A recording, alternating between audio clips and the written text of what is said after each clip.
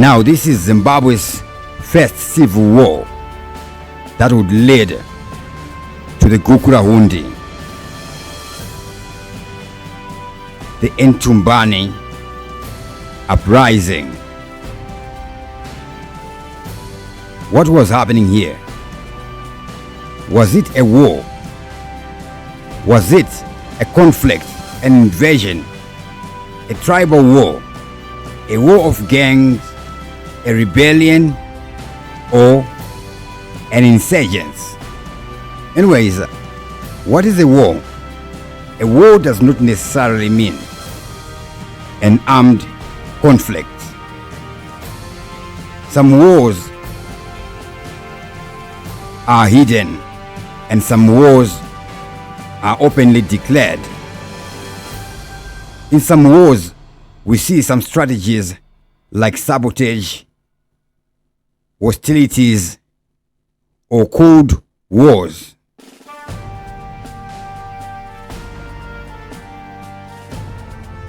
Following Zimbabwe's independence in 1980,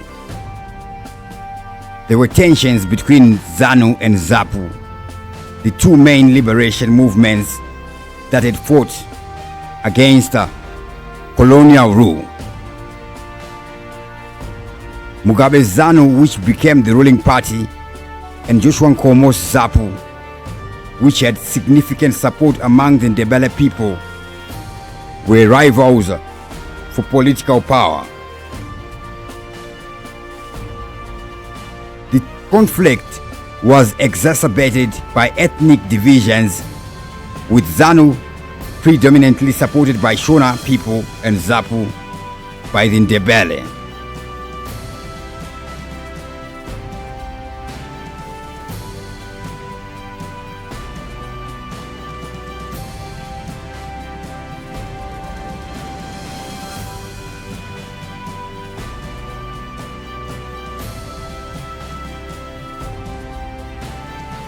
Now the Enthumbane uprising.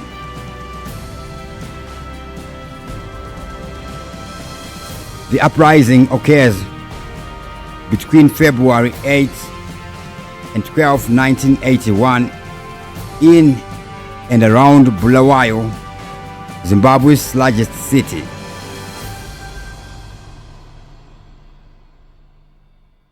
It was a battle between Zimbabwe's People's Revolutionary Army ZIPRA guerrillas and Zimbabwe African National Liberation Army ZANLA guerrillas. In a war, we see battles, but battle is not a war. It is just part of a war. Now in a battle, who wins? Which side wins?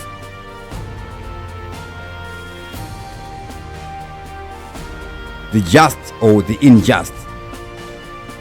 Or the winner wins? In a war, there are supporters and opponents.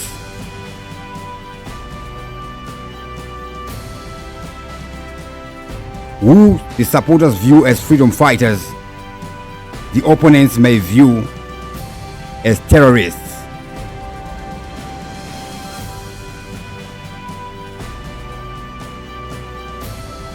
Now in this battle, we see the Rhodesian African Rifles, RAR, and other white commanded elements of the former Rhodesian security forces, now part of Zimbabwe National Army, put down the uprising.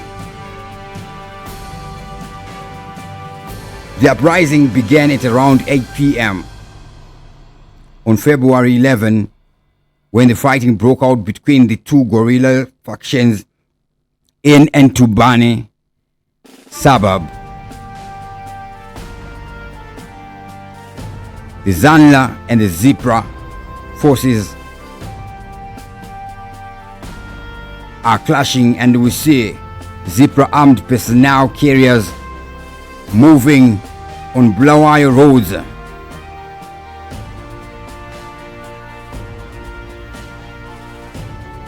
and then they are engaged and defeated by Rhodesian armored cars. Robert Gabriel Mugabe would call this a coup attempt.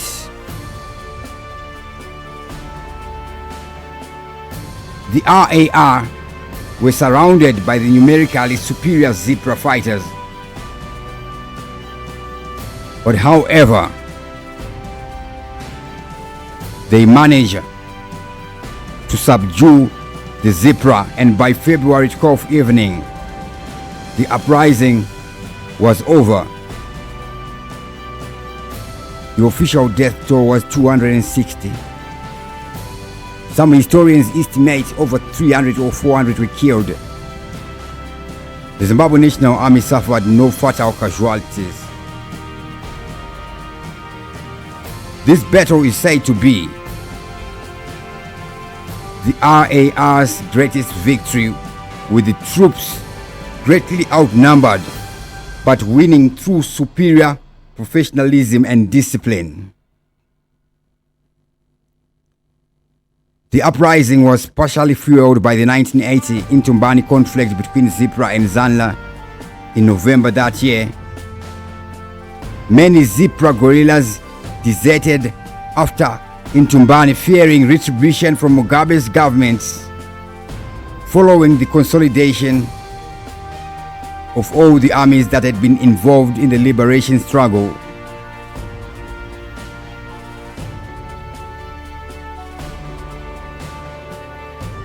This is where we see mass desertions by Zipra soldiers.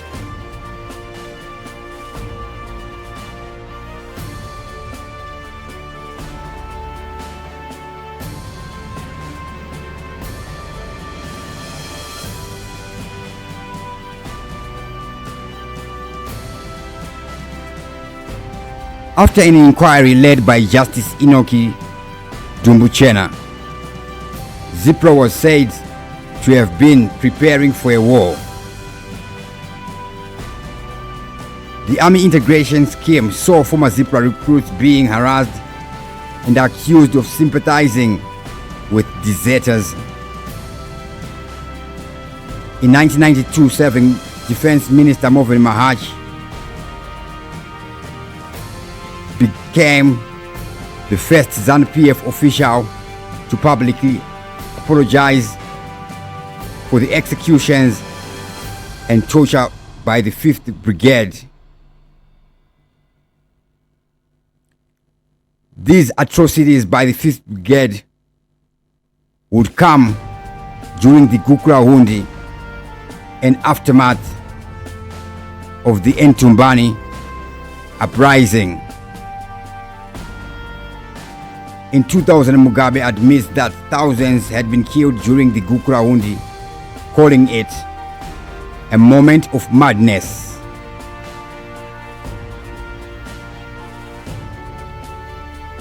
Now, the GUKURAHUNDI is said to be an aftermath of the Enthumbane uprising. But the Enthumbane uprising is said to be the aftermath of the Rhodesian Bush War. It's said that some comrades were disgruntled by the 1980 reconciliation with the former colonizer, leading to the hidden war. Guerrilla warfare. Guerrilla warfare is not an open war.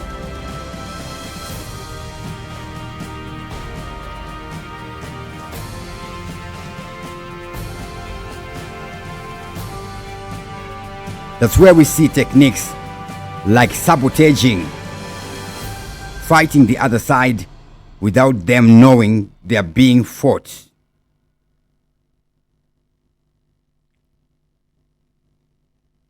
There is also a proxy war.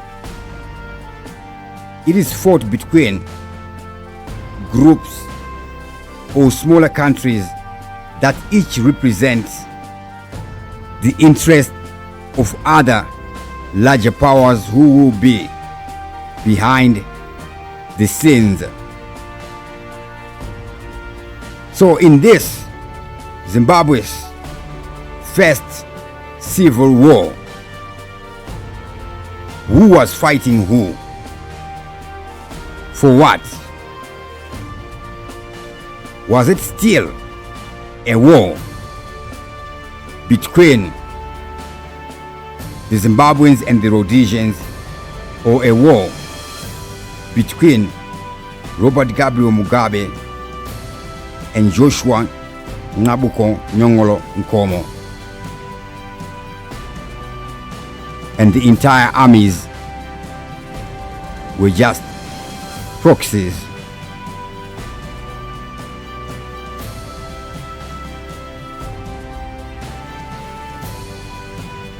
As the war ended, or at least been defined.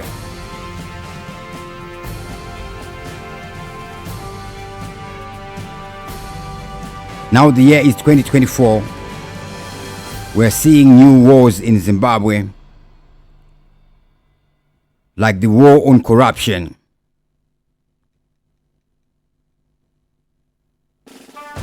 the war on tribal wars, the war on wars.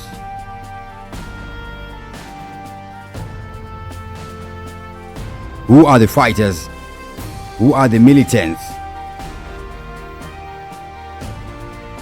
And what